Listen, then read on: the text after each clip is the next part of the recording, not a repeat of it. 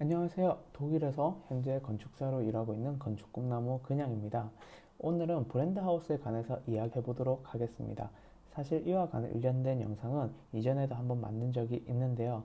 그때는 어떤 건축 설계의 전문가적인 측면에서 봤을 때 건축 설계 이런 브랜드 하우스에서 설계를 하고 있는 사람들의 약간 설계 능력에 관해서 조금 초점을 맞췄다면, 이번에는 건물을 직접 구매하려고 하는 사람들 입장에서 왜 이런 주택들을 피하는 게 좋은지에 관해서 한번 이야기해 보도록 하겠습니다. 오늘 할 이야기는 제가 내용을 좀 정리하다 보니까 분량이 조금 길 것 같아요. 그래서 제가 되도록 말을 빨리 하도록 하겠습니다. 저는 현재 독일에서 설계사무소에서 일을 하면서, 저희 설계사무소에서는 보통 다양한 분야에서 설계 관련된 수주를 받고 있어요. 그래서 한 4가지 정도로 수주를 받는다고 얘기를 말씀드릴 수 있는데요. 첫 번째는 시행사로부터 수주를 받습니다. 그리고 두 번째는 건설회사로부터 또 계약을 만들어냅니다. 세 번째는 재산이 많은 개인이 임대를 목적으로 하거나 아니면 건물을 통째로 판매하기 위해서 설계를 의뢰하는 경우예요. 그리고 네 번째는 완전히 개인입니다. 완전히 본인이 살려고 하는 집을 계약해서 본인이 가지고 있는 땅에 설계를 하려고 하시는 분이에요. 그런데 지금 위에 네 가지 언급된 네 가지 종류 중에서 설계 사무실에서 일을 하는 어떤 비중을 보면, 아무래도 네 번째 설명드렸던 개인이 설계 사무소를 찾아와서 집을 짓겠다고 의뢰하는 경우는 거의 없기 때문에, 사무실을 운영하는 데 있어서 비중을 많이 차지하는 것은 시행사, 그리고 건설회사, 그리고 개인 순으로 생각할 수가 있습니다. 저희 설계사무소는 이제 현상 설계에 비중을 두는 사무실이 아니에요. 저희는 이제 현상 설계 같은 경우는 사무실에 계약이 한 개도 없어서 할 일이 없을 때 일단 참여를 하려고 합니다. 제가 지금까지 독일에서 건축 설계를 하면서 여러 주택들을 설계를 해왔고, 다양한 건축주들로부터 설계를 해왔던 집들이 완공되고 나서 비교를 해보니까 과연 어떤 집이 가장 잘 만들어졌는지에 대해서 생각을 해보게 돼요. 저의 경험으로 말씀드리자면, 가장 완성도가 높은 주택은 당연히 네 번째입니다. 개인이 땅을 가지고 설계사무소를 와서 계약을 하는 경우에요. 이런 경우에는 보통 건축주가 직접 설계사무소를 찾아와서 이렇게 의뢰를 하게 되면 거의 대부분의 일은 건축사에게 일을 위임을 합니다. 그리고 건축 설계 업무뿐만 아니라 감리까지 의뢰를 하게 되는데요. 독일에서는 소규모 주택의 경우 건축사가 직접 감리를 하게 되면 모든 시공회사들을 조율하고, 그리고 시공회사로부터 받게 되는 청구 영수증까지 모두 검토하여서 건축주에게 최종 영수증을 청구하게 됩니다. 건축 감리비가 적은 금액은 아니지만, 건축사가 시공하는 과정에서 발생되는 불합리한 공사비를 건축주에게 청구되는 것을 막을 수 있기 때문에, 대부분의 경우에는 감리비를 주는 것이 건축주 입장에서 이익일 경우가 많습니다. 물론 이것은 독일에서의 경우이고, 그리고 좋은 건축사를 만났을 때의 경우예요. 만약 감리 계약을 하고서도 현장을 매일 가지 않는 건축사라면, 그리고 청구되어진 영수증에 있는 내역들과 수량들이 현장에서 직접 다 사용되었는지 확인할 방법이 없기 때문에 그냥 받았던 영수증을 모아서 건축주에게 전달하는 역할만 하는 경우도 있습니다. 아무튼 이런 식으로 집을 지었을 경우에 단점이 있다면, 방금 말했던 것처럼 건축사를 잘 만나야 하고요.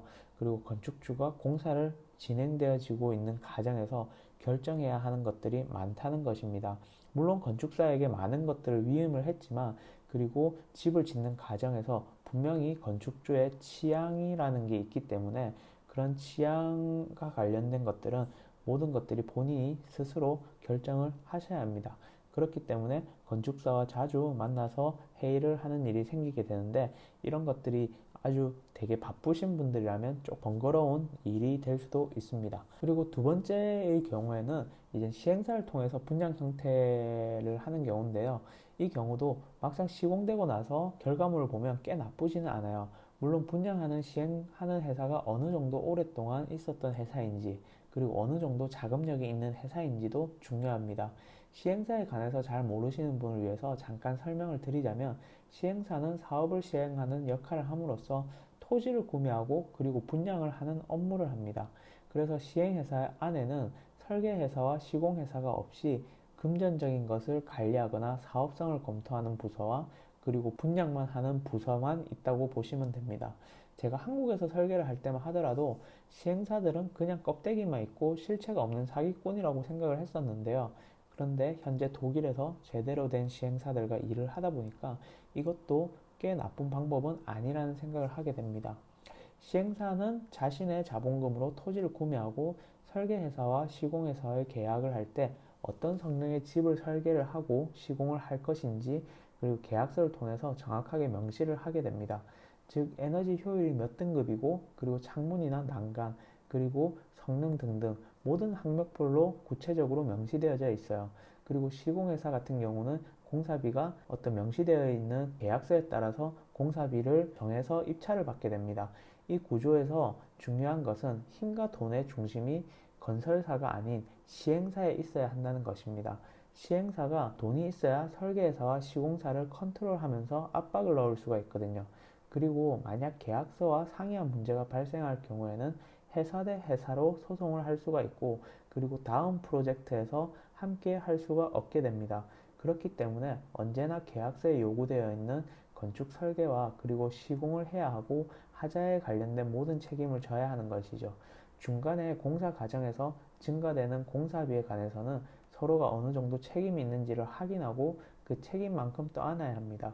그래서 사실 건축 설계회사나 그리고 시공회사의 입장에서 봤을 때는 시행사와 같이 일을 하는 게 조금은 힘든 일이에요. 시행사가 깐깐하게 나온다면 그리고 아니면 조금 갑질을 한다면 피곤한 일이 많이 생기는데 그렇지만 건축주 입장에서는 꽤 장점이 있을 수 있어요. 그래서 예를 들어서 뭐 추가적인 공사비가 발생하지 않는다든지 그리고 주택 구입자 입장에서는 크게 신경 쓸 일이 많이 없고 설계자와 시공사가 아까 말했듯이 팽팽하게 긴장하면서 최대한 실수가 없게끔 하기 때문에 제가 봤을 때 집을 구매하는 입장에서는 꽤 괜찮은 집이라고 생각을 합니다. 저희 회사도 현재 한 시행사와 거의 8년째 함께 일을 하고 있는데요.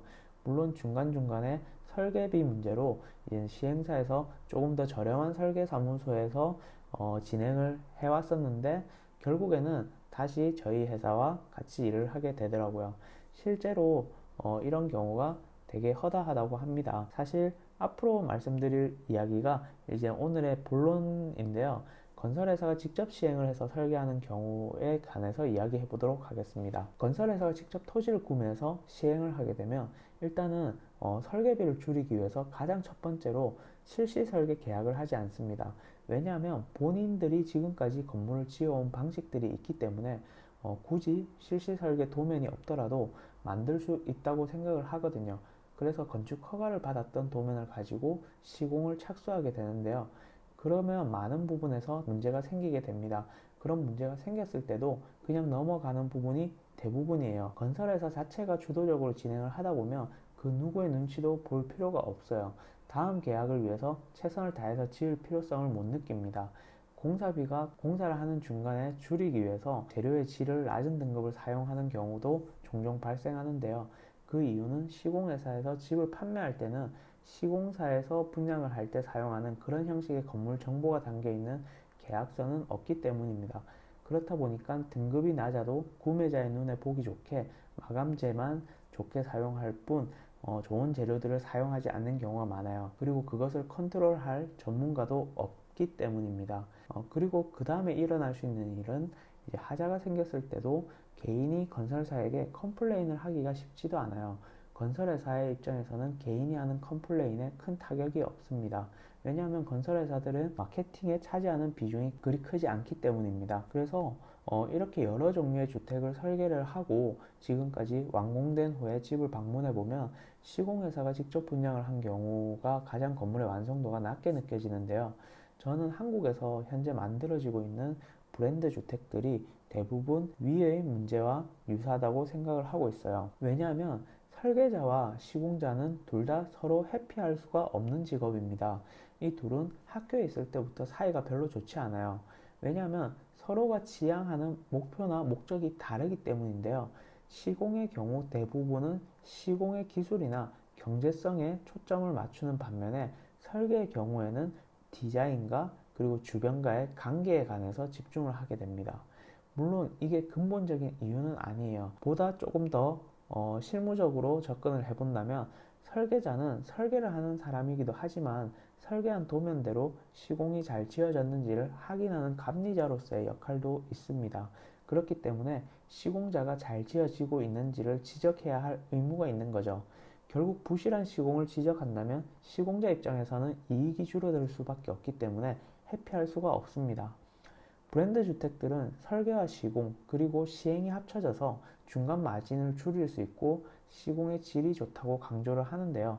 과연 이게 얼마나 잘 관리와 감독이 되는 것일까요? 건축 업계가 지금까지 걸어온 길을 말씀드리면 과거에 대형 건설사는 건설사가 보유한 직영 설계사무소가 있었습니다. 물론 지금도 있지만 법적으로는 시공사와 설계사무소를 분리시켜 놨죠. 설계와 시공이 경업이 금지인 이유는 시공사와 설계사가 같이 일을 하면 서로의 문제점을 지적하지 않기 때문입니다. 그리고 자본의 원리에 따라서 자본금이 큰 시공회사에 편협한 의견에 기울어지게 되는데요.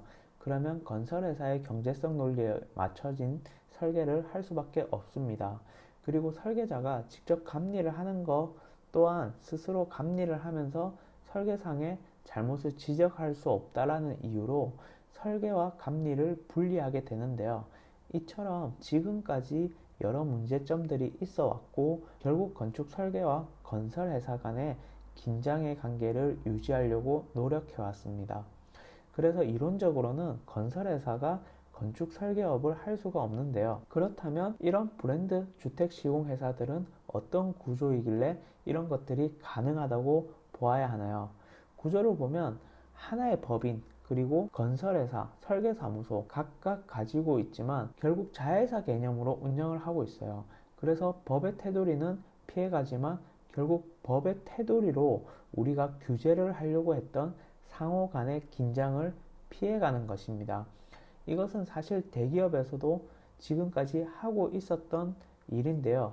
그것을 아주 잘 본받아서 이렇게 소규모 주택 시장에도 이런 편법을 이용하게 되었네요. 사실 이런 시장의 형태들이 그렇게 잘못됐다라고 생각을 말씀드릴 수는 없어요. 그런데 이런 편법들이 앞으로 계속 보편화되어 버리면 결국 건축 시장은 건축사, 시공사, 건축주라는 그런 관계가 아니라 각자의 역할을 망각한 채 고객과 기업이라는 이분법적인 사고가 생기게 됩니다. 그리고 기업은 자신의 이익만을 생각하게 되겠죠. 그래서 이 영상을 보는 단 한 명이라도 이런 내용을 알아주시고 설계는 건축사에게 아니면 시행만 전문적으로 하는 업체를 찾아가서 집을 분양받으셨으면 좋겠습니다. 그럼 여기서 영상을 마치도록 하겠고요. 그러면 모두들 꿈에 그리던 좋은 집을 얻으시길 바라겠습니다. 그럼 안녕!